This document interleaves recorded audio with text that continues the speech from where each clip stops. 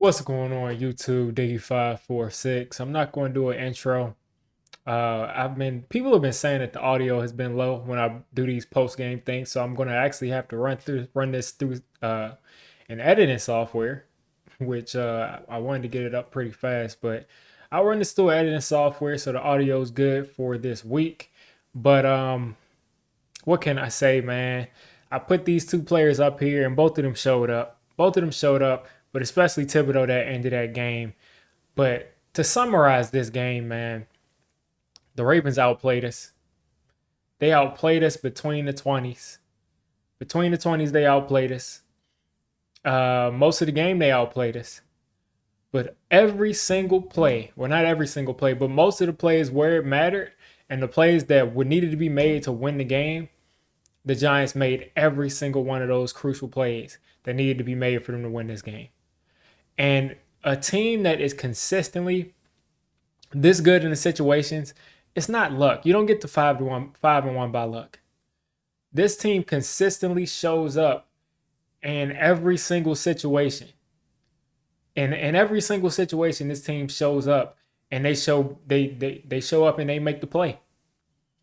I mean, the defense may give up yards after catches and crazy runs to their backup running back Kenyon Drake. The team may do that, but at the end of the day, when they needed to force that team to kick field goals, they did. When they needed to get off the field at the end of that game, they got off the field. An interception, a forced fumble, they got off the field. They did what needed to be done to win the game, and that's just it. When you look at the third downs, they were 4 for 10 on third down, and they didn't have a lot of third downs. I mean, 4 for 10, it is what it is, but 40% is about where they've been most of the season. And when you look at the end of the game, I wish I would be able to see the second half third down stuff. I don't think they converted very many third downs in the second half. Only 4 conversions, but they converted a lot of second downs, a lot of first downs. But when they need to get off the field, when this defense need to get this team off the field, they did it. I mean, I just can't. It's just really ridiculous, man. Wow. I mean, I just haven't seen the team get outplayed like this on the stat sheet the way that they did. Um, 58 total plays. We ended up catching them, passing them in total plays run, but 406 yards from the Ravens to 238 from the Giants. 238 yards from the Giants, 406 for the Ravens. 9 drives for the Ravens, 10 for the Giants. That's pretty even. But look at this: yards per play, 3.8 yards per play. That is not good for the Giants, and 7 yards per play for the Ravens. They dominated us in between the 20s. They dominated us in between the 20s. But like I said, we made all the crucial plays, and that's really where it starts and where it finishes. Saquon Barkley did not have the best game. He did not have the best game at all. But he made the plays that he needed to make. He had those crucial, 7, 8 yard runs when he needed to make them. He had that crucial third down conversion when he had to get to the edge and he stiff armed, I think, Marcus Peters. He made all the plays that he needed to make when he needed to. Another 20 carries or 21 carries or something like that. 80 something yards for Saquon. Daniel Jones didn't really affect the game at all running the ball, but he pretty much didn't really make many mistakes. I can't think of maybe about 2 or 3 plays. One where he stepped up into a sack. Another time was when he took that sack in the red zone, and I thought he probably could have dumped that off to Richie James in the flat. But other than that, I mean, quarterbacks are going to miss throws. I mean, they're going to make bad plays. It just happens with every quarterback. So if there's only 2 times out of how many times he touched the ball, not too bad of a game, man. Not too bad of a game. 2.7 yards per carry. Not good at all, but we didn't go away from the run. Shout out to Mike Kafka.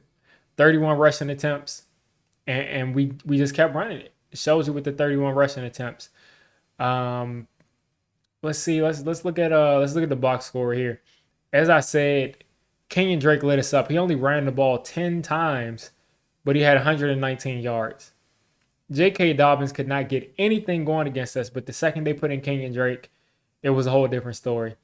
Mark Andrews completely obliterated our linebackers. There was nothing we could do.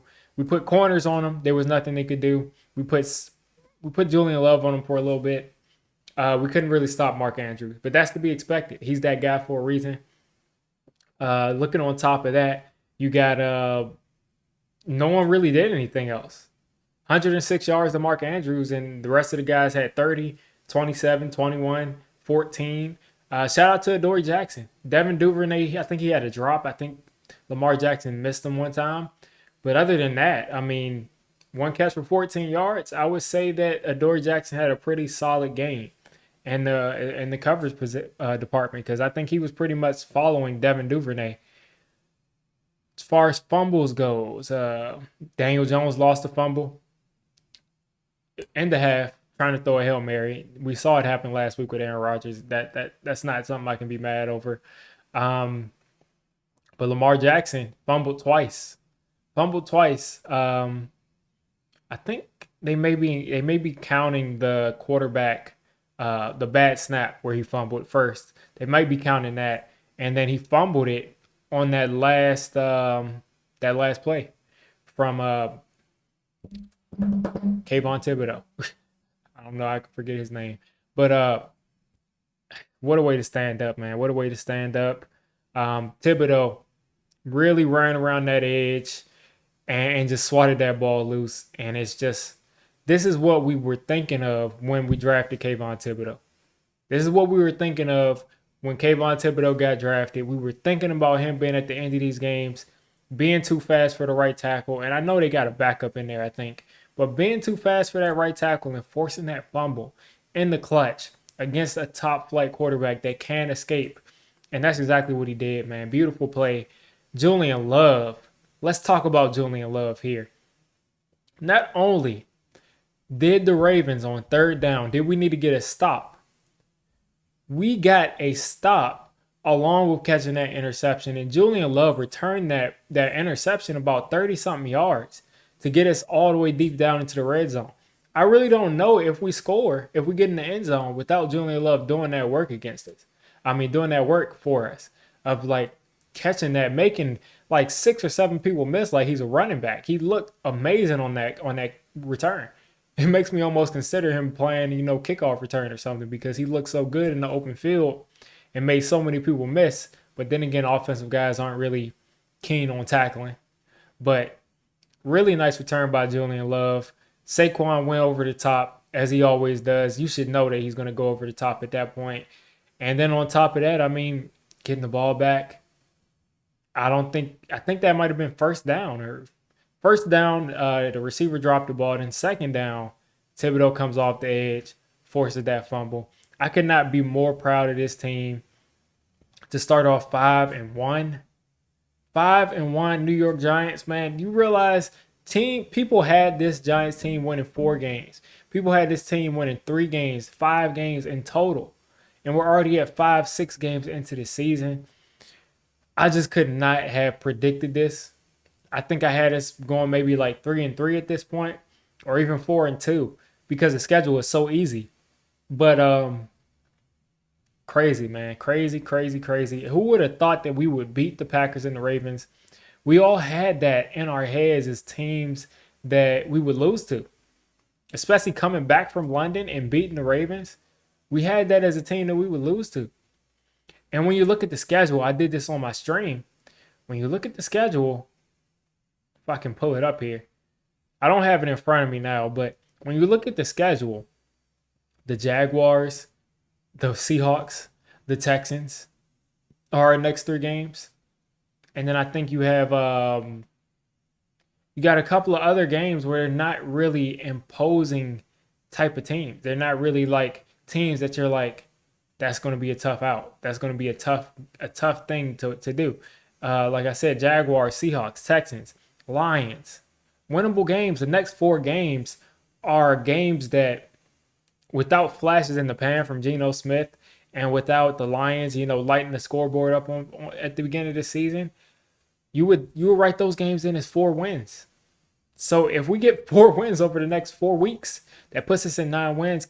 That's 9 wins right there. So I'm not gonna write it off as just like it's an easy 9 wins. I don't know if we're gonna win these next 4 games, but it looks like everything's lining up for the Giants to be a playoff team this year, which I did not expect at all. Um, I don't know what to say, man. And then it's just all about, do we get swept by the Cowboys and Eagles? Do we sweep the Commanders? What do we do in those games? Because if we get swept by the Cowboys and Eagles, but we also just beat the Commanders twice, and we beat the Colts. You add those 3 games on to 9. That's at 11. That's at 12 wins. So, and that's with losing to the Eagles twice, losing to the Cowboys the second time, and losing to the Vikings, who look like they're going to be a really good team this year. So, again, this is looking like a team that could win over 10 games, and bad scenarios where we lose games that we shouldn't. So that's my take on this. Jaguars coming up next week. You guys let me know how you're feeling about the Giants being 5-1. I know some people probably predicted this. If you did predict it, let me know down in the comments. Let's go Giants. Let's get this win next week against the Jaguars to go 6-1. Some teams have made the playoffs winning only 6 games. And we're going to have more than half of a season left to get 4 more wins if we win next